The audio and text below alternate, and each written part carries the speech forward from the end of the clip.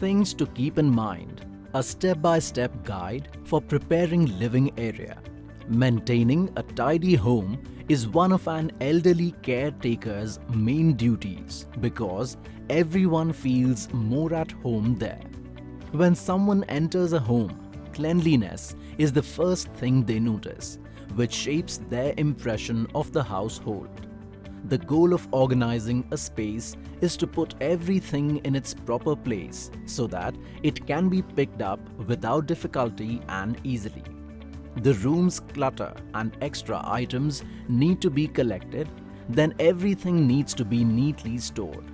The straightforward principle of putting the thing right back from where it was pulled should be followed.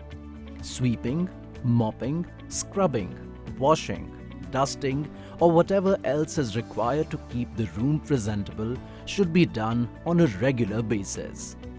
The elder's bedside cabinets should be positioned so that they are parallel to the head end of the bed on the right side of the patient, so that the elderly have constant access to their medications, phones, and lamps. A flower vase or decorative items should be kept in an appropriate location to obtain aesthetic value. They should be dusted properly and on a regular basis. They should also not be a barrier to elders accessing the required object. Electrical equipment such as an air purifier, a table lamp, and a laptop should be checked for proper operation to ensure the elder's safety. They should be charged with the appropriate charger and turned off when not in use.